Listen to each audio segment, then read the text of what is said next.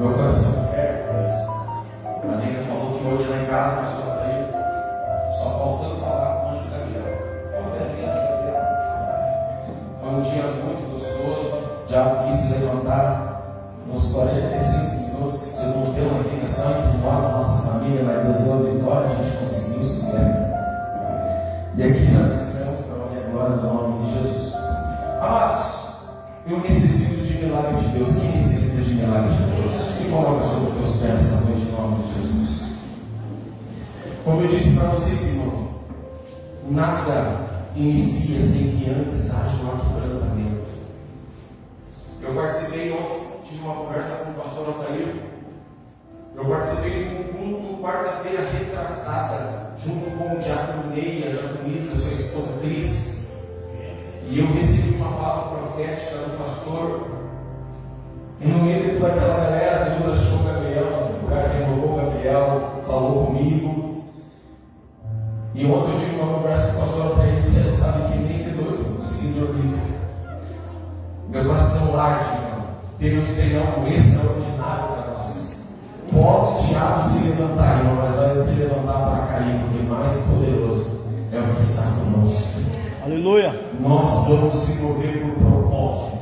Coloca a mãozinha no coração e diga assim: ó, eu sou um propósito, de Deus.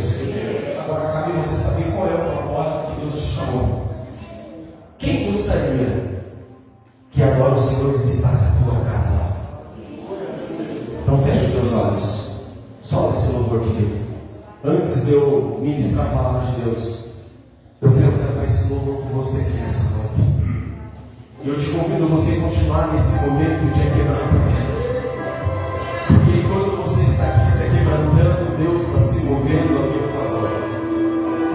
Enquanto você está se quebrantando dentro da igreja, Deus está visitando a tua casa, a tua família. Deus está colocando em ordem o que está desordenado. Deus está abrindo o que estava fechado. Deus está curando o que está enfermo.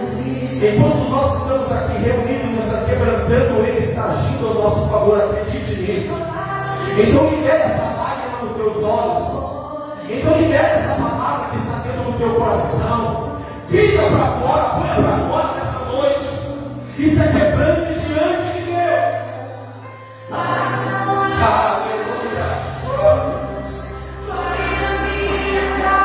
Ele saiu lá. Cura minha família, das vidas, passa lá em casa, Jesus. Ele passou na minha casa hoje. Ele passou um dia comigo hoje. Ele tocou na minha vida hoje. Ele tocou na vida da minha esposa. Ele tocou na vida do meu filho. E Ele toca na tua de hoje também, em nome de Jesus. Como disse o pastor Altair, você pode ter entrado aqui arrastado. E Ele está dizendo para ti: eu te trouxe aqui. Eu estou passando por aqui para gerar um milagre sobre a tua vida.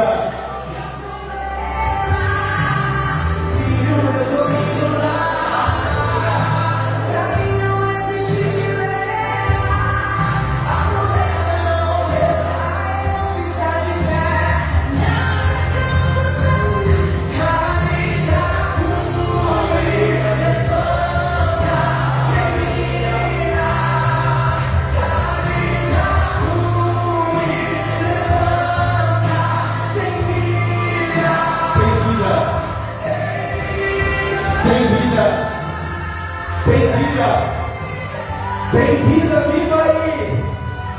Recebe vida. Recebe cura. Recebe o toque dele. Pastor, que casa é essa? Não é as paredes que você mora. É você aqui nessa noite, é o teu corpo. A Bíblia diz que nós passamos em casa do Espírito Santo. Ele está passando na tua casa nessa noite. Ele está entrando na tua casa nessa noite. Ele está transformando a tua casa nessa noite. Ele está trazendo cura para a tua casa. Ele está trazendo avivamento para a tua casa. Então joga a tua mão para cima e recebe. E recebe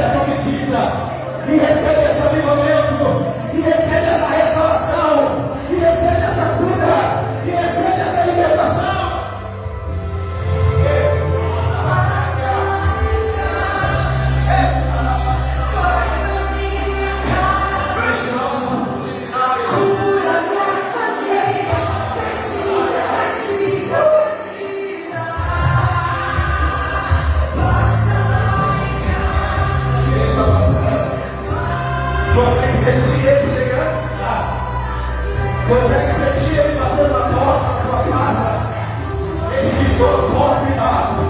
Se abrir eu entro. Se abrir eu entro. Abre para Ele. Abre para Ele. Abre para Ele. Abre para Ele.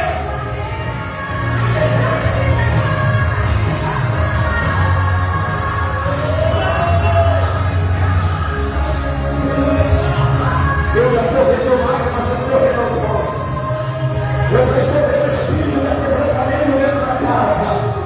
Se tem quebrantamento, não tem toque, tem arrependimento, tem unção, tem graça, tem virtude, tem poder, tem maravilha.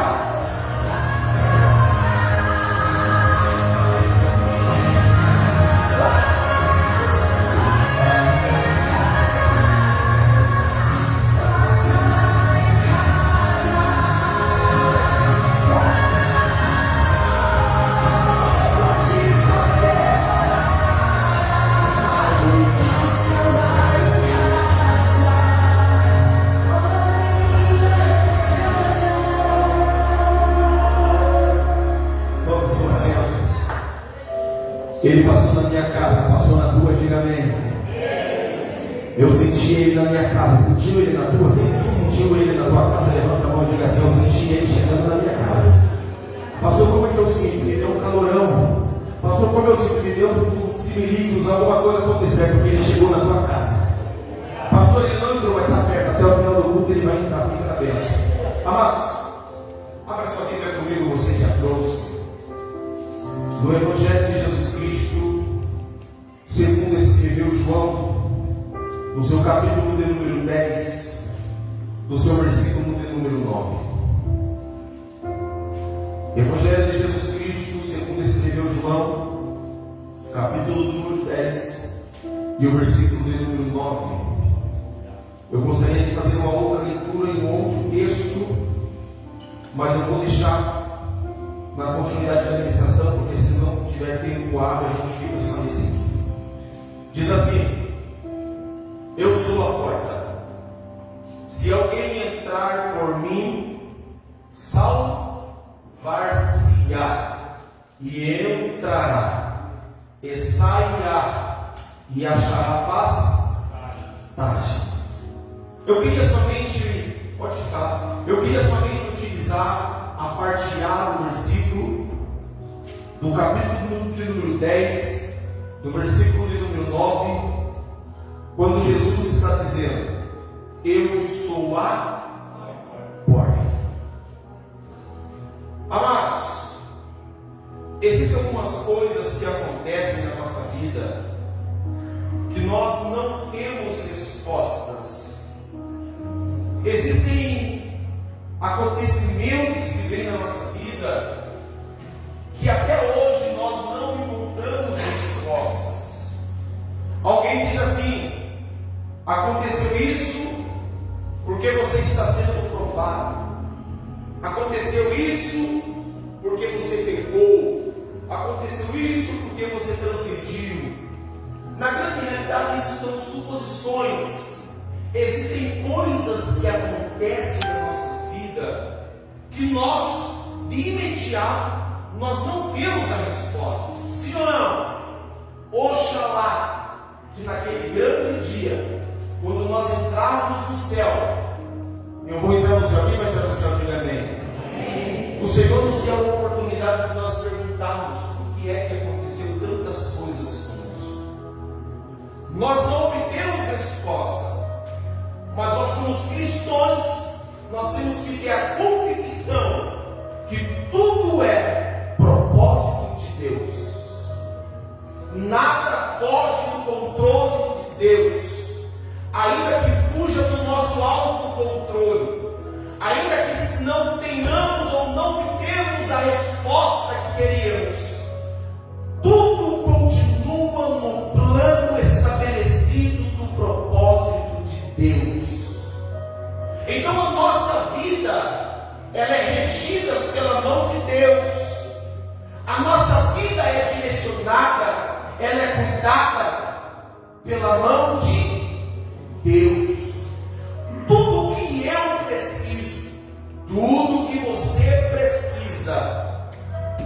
está na fonte chamada Jesus Cristo. Jesus Cristo, Ele nos completa. A quem diga, eu não achei ainda um nível, ou eu não alcancei o nível da totalidade do preenchimento na minha vida. Seja qual for a área, eu te faço aqui para você um desafio. Coloque Jesus, você fala jejum, coloque Jesus dentro desse recipiente e Ele vai transbordar. Tudo que eu preciso, tudo que você precisa, está em Jesus. Jesus é aquele que morreu na cruz do Calvário, que você já ouviu várias vezes, inclusive é salientado nos cultos de ceia, sobre o sacrifício de Cristo na cruz do Calvário. Ele morreu, sim ou não?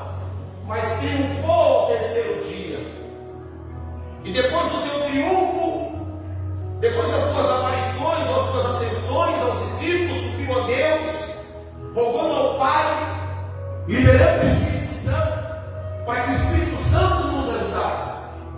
Então, quando nós começamos a olhar para a palavra de Deus, nós vamos ver várias passagens, Jesus se utilizando de algumas falas, e eu queria reverberar essas falas conosco aqui nessa noite. Quando nós começamos a olhar para a Bíblia Sagrada, nós vemos Jesus dizendo, eu sou a água. Quando Jesus está no tanque, com aquela mulher estava com sede, e Jesus disse para ela, se tu beber dessa água, tu nunca mais terá sede. Então naquele momento, Jesus está dizendo, eu sou a água que mata a tua sede. Então nós precisamos dessa água. Nós precisamos beber dessa água. Nós precisamos entrar nessa água. Nós precisamos nos aprofundar nessa água. Que água é essa? Jesus de Nazaré. Outra fala de Jesus. Jesus vai dizer que Ele é a luz. Irmão, para que serve a luz? Para que serve a luz? Para iluminar o caminho, sim ou não? Jesus é aquele que ilumina o nosso caminho para que nós não tropeçamos. Então Ele é a água que sacia a nossa sede. Ele é a luz que clareia o nosso caminho.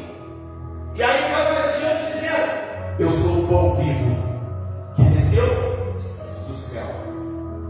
O pão fala de alimento. Qual é o organismo que consegue ficar sem água? Que consegue ficar sem pão? Que consegue ficar sem luz? Então você observa que tudo que o nosso organismo, o nosso corpo, a nossa natureza humana precisa, não está no mundo, está na mão de Jesus. Tudo é por Ele. Em uma outra passagem ele diz, eu sou o caminho. O caminho que a gente conhece que é estreito. O caminho que a gente faz referências bíblicas em dizer que trilhar por esse caminho não é fácil, mas é o único caminho que vai nos conduzir para o céu. Então quando ele está dizendo que eu sou o caminho, ele está dizendo, não tem outro, eu sou o único. É por isso que na Bíblia você vê duas distinções, o caminho estreito e o largo. O largo leva a perdição e o estreito leva a Deus. E assim por diante.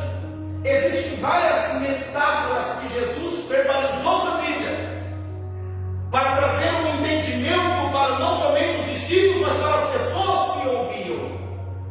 E o objetivo de Jesus é que vocês ouçam o que eu estou dizendo e se alimente daquilo que eu estou liberando.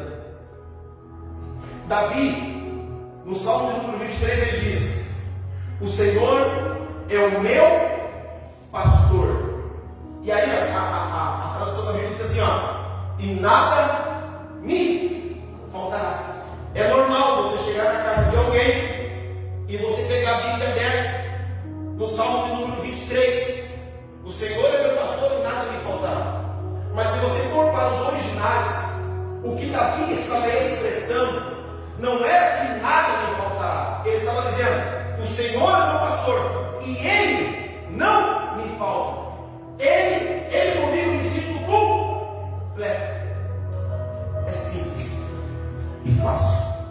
Quando nós entendermos o Evangelho dessa maneira, as lutas não nos abatem, as tribulações não nos distanciam de Deus, e muito menos fazem nós murmurar. Eu já disse uma vez aqui e vou voltar a repetir: se a luta que você está enfrentando, a provação que você está enfrentando, a tentação que você está enfrentando, seja qual for o teu problema, ela está distanciando você de Deus, você precisa hoje levantar com a mão e aceitar Jesus. Porque a luta não pode te distanciar, ela tem que te trazer para perto da cruz, porque a tua vitória está na cruz e não no distanciamento com Deus.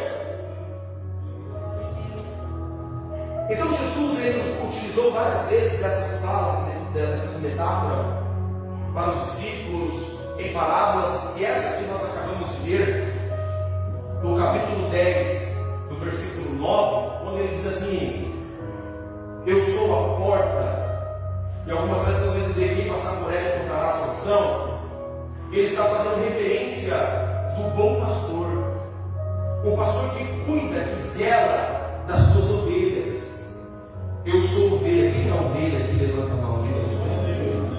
Tem algum bode aqui no nosso meio? Ei, se nós somos ovelha, ele diz assim, ó, que a ovelha ouve e conhece a voz do seu pastor. Nós temos dois pastores: um pastor que está no céu e o pastor que está na igreja. Aqui diga, pastor Alberto, que Deus não dá uma igreja para pastor. Você fala com discernimento. Deus dá um pastor para a igreja. Então, quando Jesus está dizendo, ele está fazendo referência ao pastor de ovelhas. E para nós entendermos o que eu quero falar com vocês aqui, eu preciso tentar de uma maneira muito simples, mas objetiva, tentar desenhar para você a cultura judaica da época, os pastores da época, como é que eles cuidavam, como é que eles manuseavam, como é que eles faziam. Pois bem, então vamos lá. Na antiguidade, o pastor pegava as suas ovelhas, tirava do aprisco, levava para fora para comer, e quando estava chegando a noite, ele recolhia as suas ovelhas e colocava as suas ovelhas dentro do aprisco. Como era pastor do aprisco daquela época?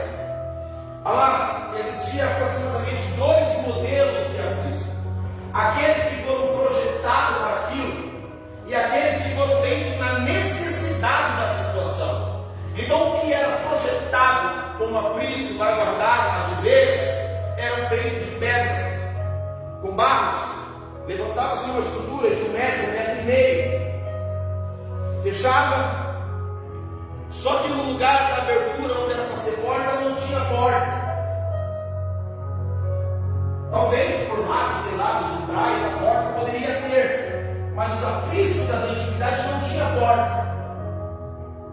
E aí eu fico pensando, por que é que Jesus está dizendo eu sou a porta? Irmão, você já viu alguma casa sem porta? Sim ou não? Sim ou não? Quem está vivo diga amém. Você já viu igreja sem porta, pastor Antônio? Já viu Mondaiana, hospital sem porta?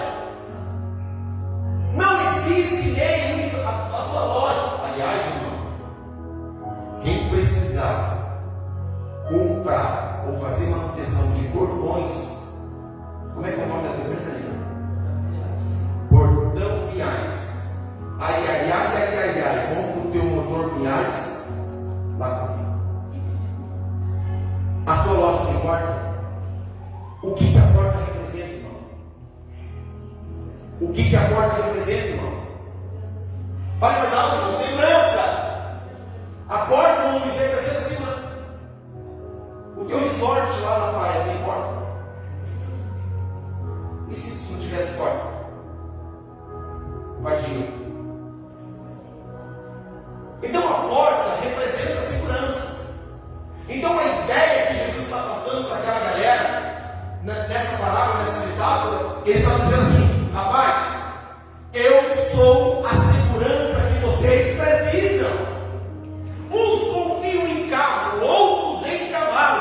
todavia eu confiarei no Senhor.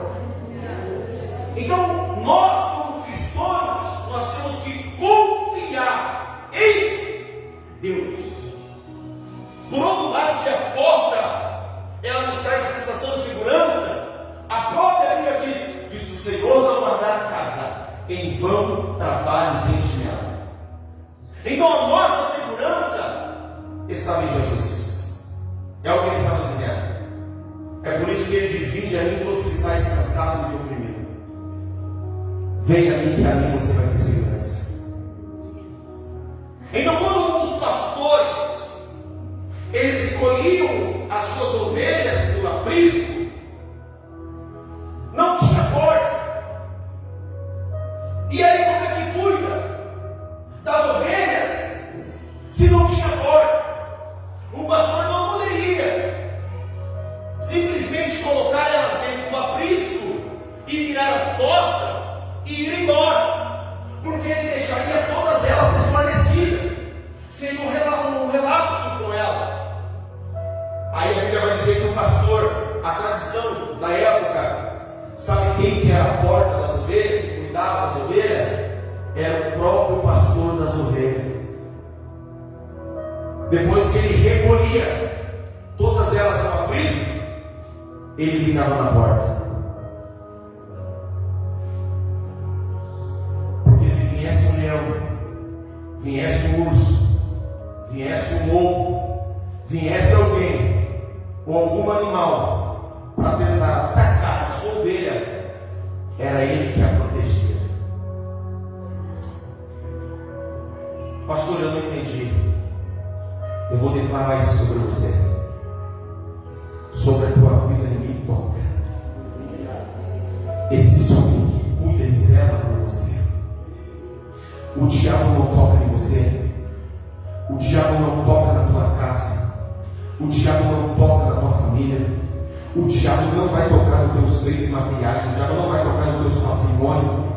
O diabo não vai tocar em você, porque existe alguém que está de pé, como um guerreiro, como um soldado, cuidando, zelando pela tua vida. Você é a ovelha dele, e ele, como um bom pastor, tem a responsabilidade de cuidar e zelar de você enquanto você estiver dentro do aprisco. Agora não saia do aprisco sem ordenança pastoral. Não invente moda em sair do território da geografia que o pastor projetou para a ovelha comer. Porque quando você está perto do pastor, você está protegido. Eu estou dizendo aqui, essa mensagem ela tem duplo sentido. Porque eu estou dizendo nós como ovelhas e Jesus como nosso pastor. E eu estou dizendo nós como ovelhas igreja e o pastor local como nosso pastor também. Então o pastor era aquele que cuidava das ovelhas. O pastor não só protege, como também o pastor, ele tem que às vezes dar uma repreendidinha em alguma ovelha. E sempre tem uma ovelha que quer dar uma desgarrada, aí ele tem que dar um totozinho, mas ele não pega isso com muita pressão, vai e leva para fazer ela voltar para o caminho. Fala, Deus! Mas o pastor de ovelhas, ele cuida também das feridas. Ele se preocupa. Pastor de verdade não abre mão de ovelhas. Quem abre mão de ovelhas são falsos pastores. Pastores de ovelhas sentem a dor da ovelha. Assim como a ovelha conhece a voz do seu pastor, o pastor precisa também conhecer a voz da ovelha. Opa, alguma coisa está errada. Ela não fala desse jeito. Ele não fala desse jeito. Ele não grita desse jeito. Ela não berra desse jeito. nós precisamos, como pastores, ter a sensibilidade da necessidade das nossas ovelhas. Se for preciso nós largar as 99 para trás de uma mão, deixa as 99, vamos atrás daquela que se perdeu. Porque é o que Jesus fez, faria também no nosso lugar. Então Jesus ele veio para nos mostrar que, por intermédio dele, nós temos uma proteção. Que por intermédio dele nós temos um rio de águas puras que mata e sacia a nossa sede. Então Jesus ele veio para nos mostrar que o alimento que nós vamos comer, que é o seu pão, também nos sacia. Ele veio para nos mostrar que se nós estivermos andando no caminho com ele, nós não ficamos em escuridão. Porque ele cuida, ele zela, e ele nos dá, o livramento. Quantas vezes, irmão, o diabo tentou contra a tua vida? Quantas vezes o diabo tentou contra a minha vida? Mas nenhuma prevaleceu. Pastor, mas Deus poupou. Jesus fez a obra, mas ficou sequela. O importante é o livramento, não sequela. Jacó comeu mão. Pastor Cléber secou com a perna mais curta do que a outra. Com a perna direita queimada, praticamente 80% da perna queimada. Mas deu livramento. Sabe por quê? Lembra quando eu disse para você que a tua vida é um propósito de Deus? Tem muita gente que está perdida dentro de um propósito. Se eu perguntasse para você, irmão Luiz, qual é o teu propósito? Você saberia me responder? Se eu perguntasse para você qual é o teu propósito, ou o propósito que Deus tem para você, qual é? Se eu perguntasse para a senhora, irmão Lúcia, qual é o teu propósito? Qual é o propósito de Deus na tua vida? Daiane, presbítero Nestor, se eu perguntasse para o senhor, qual é o propósito de Deus na tua vida? Será que nós, pastor Samuel, nós saberíamos responder qual é o propósito? Você acha que Deus está investindo em nós à toa? Porque o maior investimento que Deus fez foi dar o seu filho. Sim ou não? O segundo investimento foi os seus dons espirituais. O terceiro investimento é o livramento que ele vem dando, é a proteção que ele vem dando, é o alimento que ele vem dando, é a água, é o pão, é a luz. Por que é que Deus investe tanto em mim? Por que é que Deus investe tanto em você? Porque deu um propósito para realizar a nossa vida. Você não foi feito a imagem e semelhança de Deus, irmão, para ficar estagnado.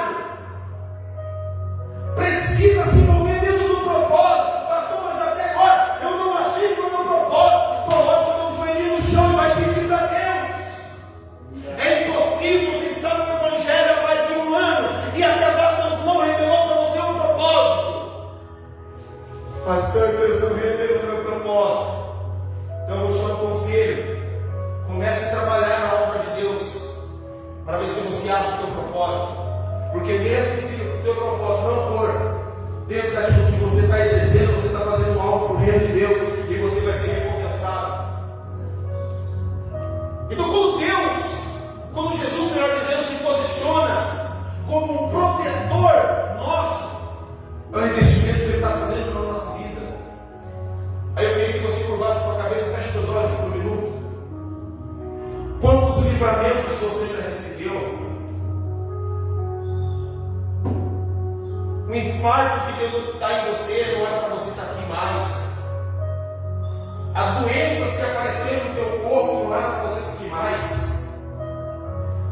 Uma vez eu estava com o pastor Samuel numa esquina e um cara louco olhou para mim, tirou o revólver, colocou o revólver na minha testa e disse para mim assim: ó, já achei. Mas aquele dia havia alguém que estava me guardando. Havia alguém que estava olhando para mim e disse assim: você não tira a vida dele porque eu tenho um propósito. Um dia alguém levantou um facão para pegar na tua cabeça e pegou nas tuas mãos. Sabe por quê? Naquele dia o diabo falou assim: eu vou tirar a vida dele. E alguém que estava olhando, cuidando de você, disse: nele você não pode porque eu tenho um propósito.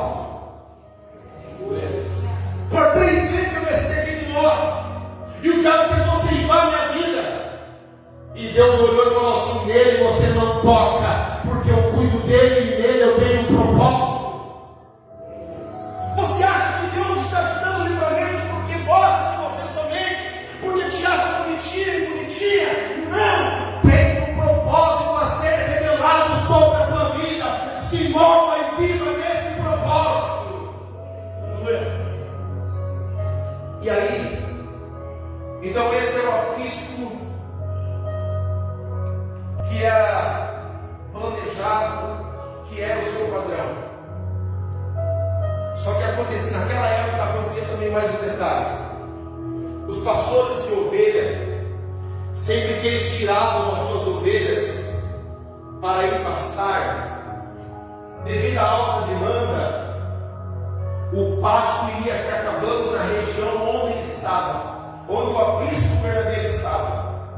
E aí o pastor pegava as suas ovelhas e andava quilômetros e quilômetros para tentar achar outros pastos. E ele encontrava os outros pastos. Só que às vezes quando ele encontrava os outros pastos, já era tarde. Ele andou muito. Porque o pastor de verdade ele não está preocupado com o seu bem-estar. O pastor de verdade ele está preocupado com o bem-estar das suas ovelhas. É isso que Jesus está nos ensinando. Nós como líderes, nós como pastores, nós não devemos estar preocupados com o nosso egocentrismo. Primeiro para mim, depois para as ovelhas. Não, é primeiro para as ovelhas e depois, se Deus quiser, para mim. E aí os pastores levavam as ovelhas para fora. E aonde levava o pastor Júlio não tinha aprisco. A noite começava a chegar, irmãos, e ele precisava proteger as ovelhas. E aí agora entrava a criatividade. Irmão, eu não sei qual é o meu propósito. Usa a tua criatividade, desde que não seja para escandalizar. Usa a tua criatividade, entendeu? Faz alguma coisa. E aí eu olhava, via as ovelhas, e aí ele ficava pensando: como é que eu vou cuidar dessas ovelhas? Rapaz, essas ovelhas vão ficar guarnecidas aqui. Se vir um leão, depois eu preciso fazer alguma coisa. Aí, como ele estava de olho nas ovelhas, ele estava vendo que o dia estava já findando, e logo vinha noite, ele começava lá a achar: essa aqui vai me colocar ali, vai saber como está. E ele pegava galhos, enfim, e ele mesmo montava com sua criatividade o aprisco, com galhos de espinho, o que achava na frente, madeira, sei lá o que, e ele fechava o aprisco. Mas em meio momento, em meio às coisas dessa pesquisa, inclusive o grande do judeu, que é o Flávio Zéfiro, ele traz essa orientação que nenhum aprisco tinha porta, porque eles tentaram fazer isso como porta, e aí o pastor que ficava do lado de dentro da porta fechada, ele dormia. E aí ele disse: nós temos que ser só e vigilante. Então ele mesmo agora preparava o aprisco, improvisado o aprisco. As ovelhas dormiam, mas o pastor vigiava. As ovelhas roncavam, mas o pastor vigia. Ovelha dorme, pastor não. Isso aí pode. Esse é o legado. Esse é pastor. Vamos considerar. É dupla jornada de função. Ser pastor é dupla jornada. Porque você tem outro trabalho secular e você precisa cuidar da igreja. E o pastor que é interino da obra, de qualquer maneira, ele tem a igreja e tem um momento de ficar dando apoio para a membresia, então se torna dupla jornada. Mas mesmo no seu improviso, ele não perdia a posição de responsabilidade de cuidar das suas ovelhas. Agora que você entendeu, vamos falar um pouquinho do porta, vou voltar na porta de novo. Porque se Jesus está dizendo: eu sou a porta, quem passar por ela encontrará salvação, ou encontrará pastos verdejantes, entrará e sairá e encontrará pastos verdejantes. Irmão, para nós mantermos ovelhas no aprisco, nós precisamos do quê? Pasto verdejante. Olha, está aqui o pastor Altair, ministro. Eu aqui, ministro, eles são os top, eu estou ali, entendeu? Eu chamo Jesus de Genésio. Às vezes fala umas bobeiras aqui de cima, aqui, que o pastor até depois fica passando a mão na cabeça, tentando pensar como é que ele vai resolver aquilo que eu falei. Mas a palavra que ela sabe não tem como, já é, entendeu? Mas é isso, vida de sério. Esse não tem problema. Olha, ao vivo. Então o pastor, ele tem a sua responsabilidade. Então quando nós falamos de porta, nós estamos falando de Jesus, ele é a porta. Então quando ele entra, ele tem acesso para entrar, para sair, e ele também tem passo verdejante para se alimentar. Então uma igreja que ela quer manter as ovelhas para Cristo, ela precisa ter lá atrás. Irmão, e eu vou voltar a dizer aqui, tem os pastores que estão aqui, eles não vão buscar no YouTube mensagem para trazer para vocês. Por mais simples que seja a mensagem da noite, é mensagem extraída da palavra de Deus. O que tem pastores que vai na internet pesquisar a mensagem, achou bonita a mensagem, e aí vem para cima do altar e reverberar a mensagem para você, é o capim mastigado. E aí você não alimenta a tua ovelha, porque a ovelha precisa de cuidado, a ovelha precisa de palavra, e a ovelha precisa de direcionamento. Então quando Jesus está dizendo eu sou a porta, ele está trazendo todos os atributos que eu falei para ele. E a porta ela traz a ótica de segurança. Ninguém sai da casa sem antes fechar a porta. Há quem diga que alguém ainda coloca a teto embaixo, a teto em cima, o alarme. Mas todo mundo que tem casa, quando sai, tranca a sua casa. Por mais simples que ela seja, tranca a sua porta. Sim ou não? Porque a porta nos traz segurança. Só que a porta que Jesus está dizendo que ele é também, é a porta que divide dois ambientes. Nós estamos num cenário igreja aqui, sim ou não? Se nós passarmos por aquela porta na lateral, vai mudar de cenário, sim ou não? Nós sairemos da igreja e entraremos agora num novo cenário. Qual é o cenário? Escolinha das crianças, a cantina e a sala pastoral. Sabe o que Jesus estava dizendo? Venham até mim, que eu vou mudar o cenário da vida de vocês. É a proposta que Jesus está nos dando. Se achegue a Jesus, e Ele, junto com o teu esforço, vai mudar a tua vida, vai mudar a tua história, vai mudar o teu cenário. Não tem como nós chegarmos nessa porta que é Jesus e não haver mudança. Tem que haver mudança, irmão. Se eu me achego a essa porta que é Jesus, Ele me convida para essa mudança. É como se Ele dissesse assim: ei, está chegando em mim? Beleza, você chegou em Jesus. Agora eu quero te propor o quê? Mudança de ambiente. Eu vou tirar você agora dessa vida. Eu vou tirar você agora desse cenário. E agora eu vou te levar para um outro cenário. E aí, para você sair de um lugar para você ir para o outro, você precisa de obediência, posicionamento, reverência, confiança e emprego em Deus. Quando Deus levou Ezequiel no Espírito, tirou ele de um lugar e levou ele para o meio do vale dos secos, Deus estava mudando o ambiente que Ezequiel estava, sim ou não? Deus arrebata Ezequiel no Espírito, agora leva Ezequiel e coloca ele no meio do vale dos secos.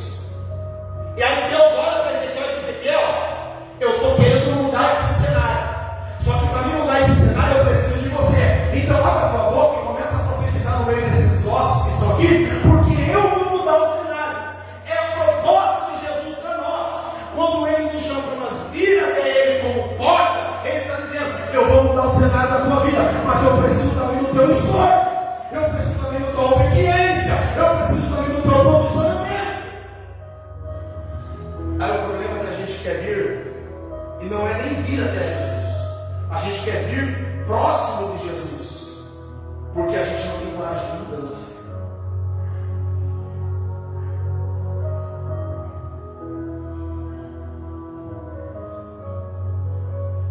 Se Deus agora fizesse uma pergunta agora no pé do ouvido, dizendo para você: quem é você longe da igreja? Qual é a tua resposta?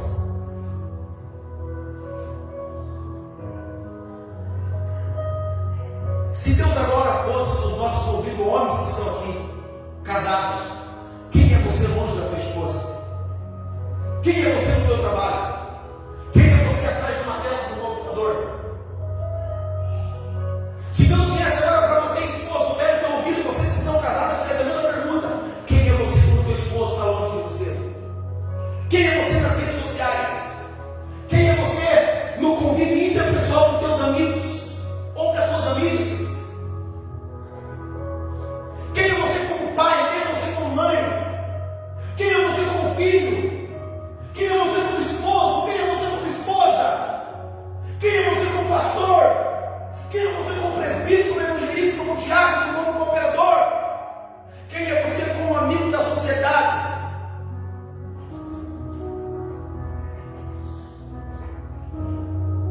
Quem vem até Jesus precisa haver mudança.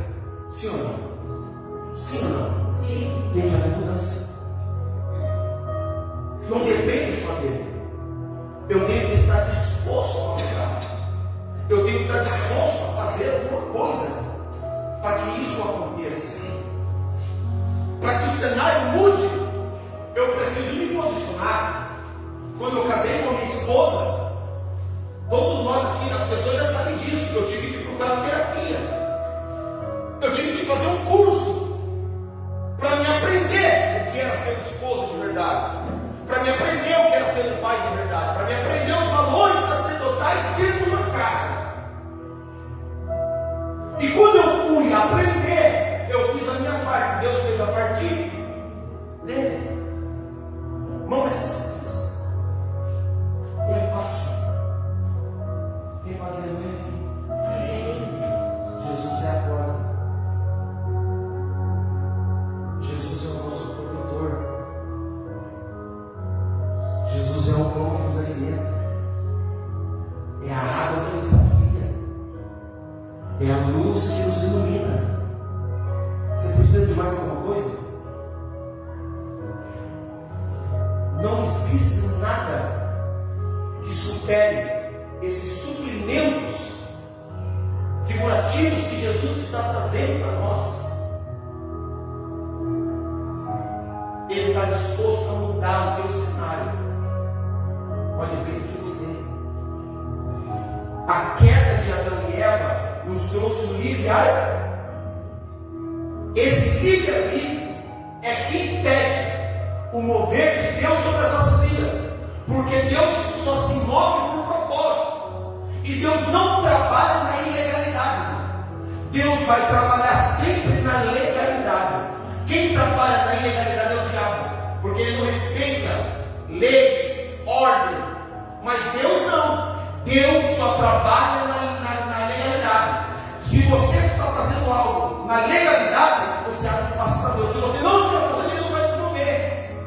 Então você faz a tua parte e Deus faz a dele.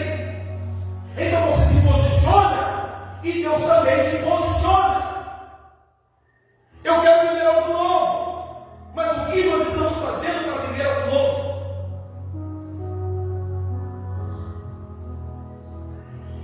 Quando nós continuamos falando de porta,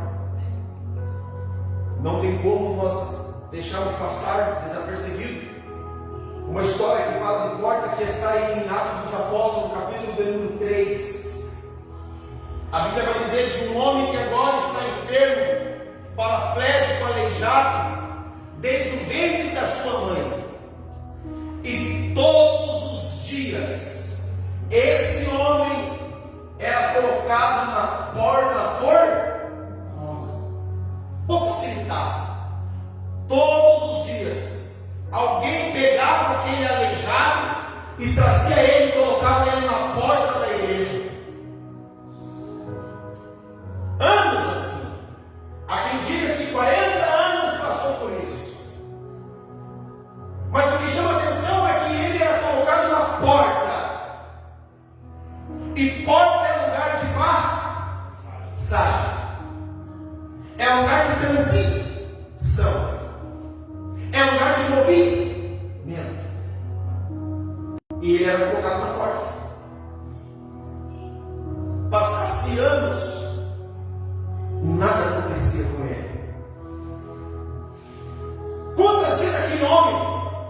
ouviu um movimento dentro da igreja. E ele lá na porta.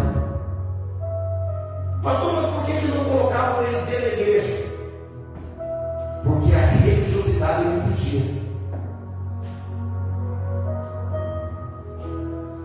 A religião não permitia que pessoas doentes, enfermas, aleijadas entrassem dentro do templo. A casa de Deus é pública. Tem muita gente que quer viver uma vida religiosa, trazendo a religiosidade para dentro de si. E quando você traz a religiosidade para dentro de você, você bloqueia aquilo que Deus fez na tua vida, na vida da tua casa, na vida da tua família. Fica com essa religiosidade. A religiosidade mata, espanta, pisa no pescoço. Mas o cristianismo não. O cristianismo é a parábola do bom samaritano. Está caído no chão, passou o sacerdote e viu o rapaz todo machucado e as costas foi embora. Passou o levita, viu o rapaz todo machucado e também foi embora. Aí passou o bom samaritano. O bom samaritano se abaixa, pega aquele homem, leva para uma hospedaria, chama o rapaz e diz: olha, cuida dele, o que você tiver que fazer por ele, faça por ele, depois só me passa o preço porque eu vou pagar. A religião faz isso, sabe por quê? Porque o sacerdote da época, na ótica humana, a minha função não é estender a mão do próximo, a minha função é eu cuidar dos sacrifícios dentro do templo. O levita, quando passou e viu o rapaz caído, a mesma coisa. Eu não fui chamado para esticar a mão para ninguém. Eu fui chamado para me cuidar dos utensílios dentro do templo. Aí aquele bom samaritano que nem era chamado para nada, foi o que se civilizou. Então esse bom samaritano, ele representa o cristianismo. O sacerdote, o líder religioso, o cantor, o levita, o obreiro, o diácono, não fez nada, porque era a configuração, a tipologia de uma pessoa que vive uma vida da religiosidade. E religiosidade mata. Nós precisamos viver o cristianismo de Cristo. Até porque, irmão, naquele último dia, quem vai dar sentença vai ser Deus, não vai ser nós. Nós não temos o direito de subjugar ninguém pela vida que a pessoa está levando, porque naquele último dia haverá grandes surpresas. Grandes surpresas. Quem você acha que não ia, vai estar lá. Quem você achou que ia estar lá, não vai estar não. O julgamento procede. Então aquele homem era colocado na porta, mas era impedido pela religiosidade de colocar dentro do templo. Sim ou não? Me chama, isso aqui é tremendo, porque eu subi o pastor está falando e vou pegar um gancho. O propósito que Deus tem na minha vida e na tua vida, eu vou descortinar para você aqui. O primeiro propósito que é para todo ser humano na face da terra, ir por todo mundo e pregar o evangelho. Esse é o maior propósito que Deus tem na minha vida e tem na tua vida. E aí eu vou te fazer uma outra pergunta. Se Deus viesse agora no Pedro, eu queria dizer assim: está pregando o meu evangelho? Quantas almas você ganhou no ano 2023? Quantas almas você ganhou no ano 2024? Está proclamando? Pastor, mas eu não sei pregar. Eu não tenho uma oratória, eu não conheço a Bíblia. Irmão, você pode pregar o evangelho de várias maneiras, inclusive com o teu testemunho dentro da tua casa. Está aqui, ó, o Nenê, aqui a Paola, ela sabe, não sei como que os irmãos reclamam da Paola. A Paola é chapada. Agora ela comprou uma lâmpada com Bluetooth.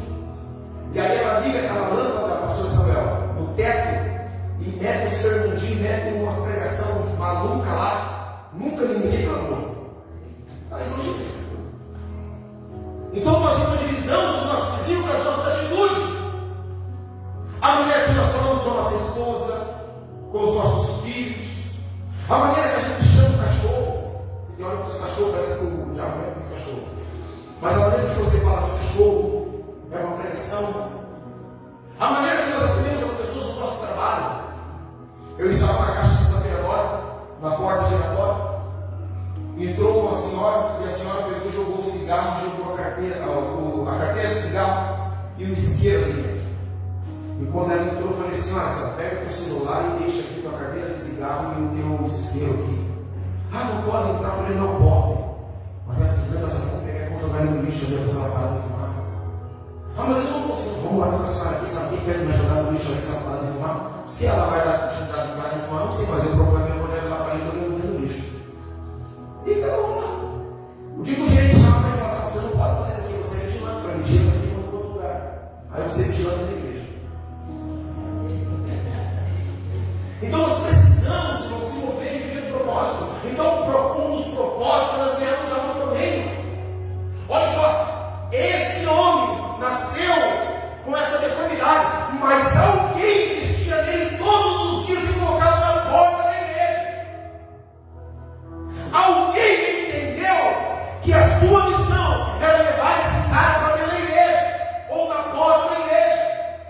O pastor aqui disse aqui: convida alguém, traz alguém, falou com alguém.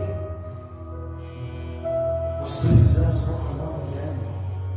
Nós queremos ver mudança de cenário, mas nós não temos coragem de chamar o nosso ente querido para vir para a igreja.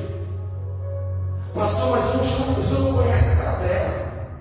Eu não chamo, o senhor não conhece aquele tripulado. Não, é muito mais fácil a tripulada da treva, estar sentado na cadeira, e uma palavra do altar sair e entrar no coração, do que entrar na balada dançando até o chão.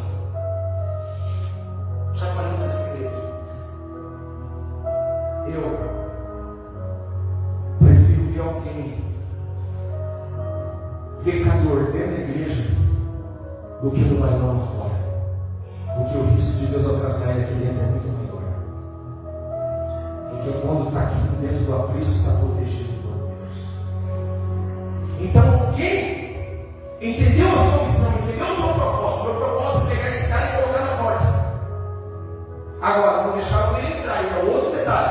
Mas a pessoa que estava levando ele, seja um homem, seja uma mulher, era o propósito dele, era a missão dele. Entendeu isso? Eu vou ficar levando esse camarada lá na porta. É a minha missão.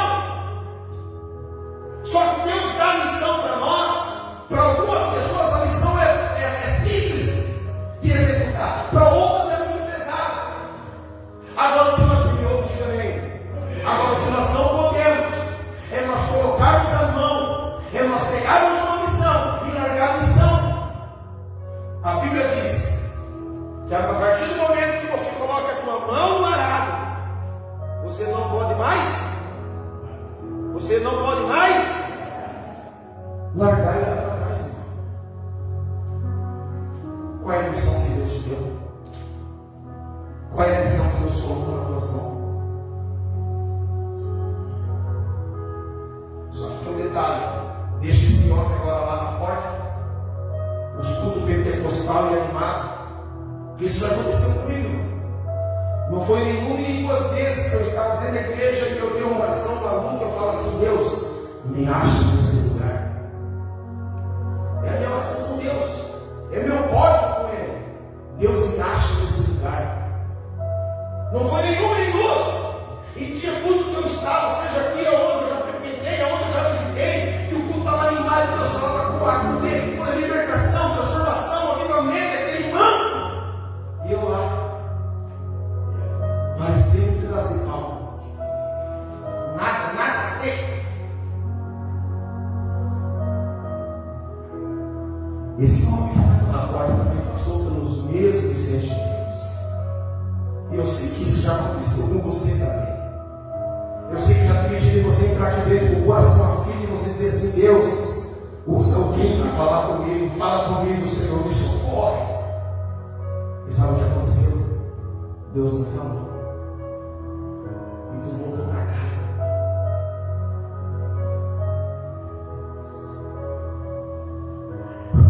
Mas a ausência de Deus não significa rejeição. Não é porque você não ouviu que Ele te rejeitou.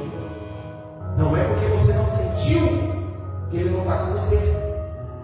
A evidência que Ele está com você é o fato de você estar aqui hoje. Eu quero dizer amém por isso. Muitas pessoas desceram essa cultura, mas você está aqui.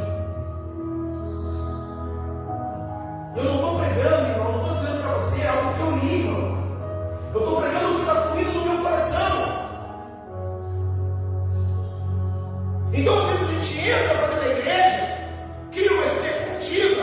Por exemplo, para mim, o culto, na hora dos louvores, aconteceu tudo para mim. Eu lavei minha alma, senti Deus ali, Deus falou no meu coração.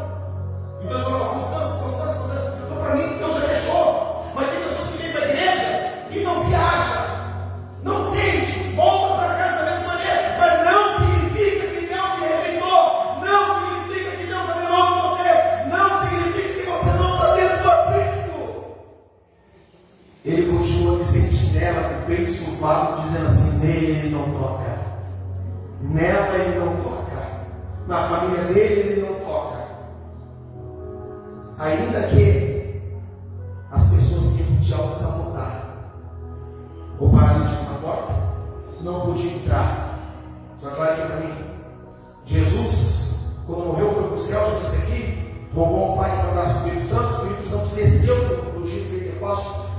Jesus disse assim em Lucas capítulo 24, 49: ficai na cidade de Jerusalém, até que do alto seja revestido do meu poder. Agora está a galera, 120 caboclos, orando, buscando a Deus, o avivamento desce, eles são cheios do Espírito Santo.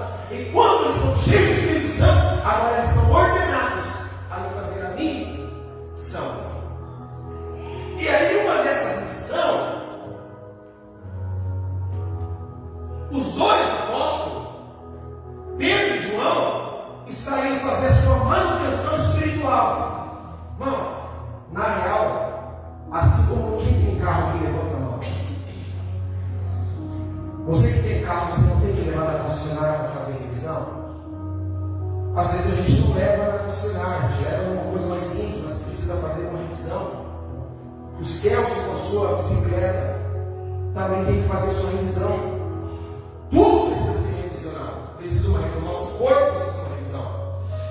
E nós, como cristãos, nós também precisamos fazer nossas revisões. E as nossas revisões nós fazemos aonde? No particular com Deus, na oração e no jejum. Sabe o que está acontecendo? Você não precisa errar, não precisa. Porque quanto mais eu oro, quanto mais você ora, quanto mais nós jejuamos, mais nós nos aproximamos de Deus. E quanto mais nós nos aproximamos de Deus, mais Ele mostra que nós precisamos de manutenção. Pedro e João estão subindo para fazer manutenção. A sua manutenção espiritual, a sua oração. E quando eles estão indo no templo orar, quem vencer? O paralítico. Então alguém tem a missão de trazer até a porta. Talvez o teu propósito não seja pegar. Talvez o teu propósito não seja estender a mão para alguém, curar alguém, ou ministrar o Espírito Santo. Talvez o teu propósito é trazer pessoas para Jesus, para essa porta. Jesus, está aqui, ó, está na porta. Agora não é mais comigo.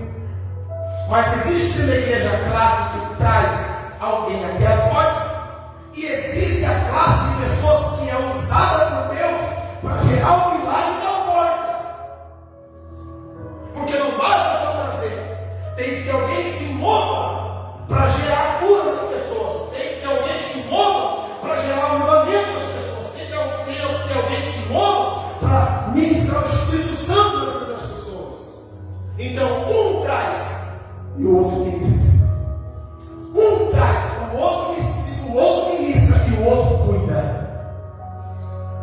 Um traz, o outro ministra, o outro cuida. E eu vou tomar café na casa deles. Eu sou livre. Pedro e João estavam passando, viu aquele homem ali. A religiosidade não deixou eles entrar. Mas a cura que ele precisava, ou o seu defeito físico, não impediu de um milagre ser gerado. Na realidade, o seu defeito foi o ápice para chamar a atenção daqueles dois profetas para ser gerada a cura na vida dele.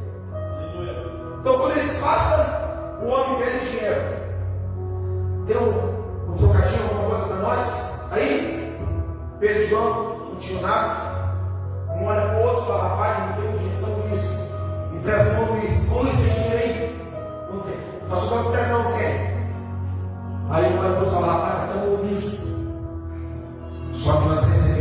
avivamento lá, lembra quando o Espírito desceu e todos foram cheios do Espírito Santo e começaram a falar em outras línguas? Lembra do poder que a gente recebeu, que a gente não conseguia ficar de pé? Lembra quando Jesus disse para nós, Pedro, que aonde nós andássemos, eles não deu poder para expulsar demônio, para curar e libertar a pessoa? Ei, nós não temos ouro nem prata, vamos fazer alguma coisa por esse homem? E aí eles olham para o homem e dizem assim: rapaz, eu não tenho ouro, eu não tenho prata, mas o que eu tenho eu te dou. Levanta em nome de Jesus. Não foi no nome de Pedro, não foi no nome de João, não é no nome de Paulo, não é no nome de Barnabé, de Mateus, de Lucas, de Zacarias, dos profetas maiores. Não, nada acontece se não for pelo nome de Jesus. Você tem poder. Quem me ouve, diga amém. Você tem poder para usar com autoridade o nome de Jesus e cessar a enfermidade na vida de alguém. Você tem poder para colocar a mão sobre a cabeça de alguém e em nome de Jesus ministrar o Espírito Santo de Deus sobre a vida dela, sobre a vida dele. Você tem poder para que em nome de Jesus você colocar a mão sobre a vida de alguém e dizer assim: em nome de Jesus as portas que estão fechadas se abram agora.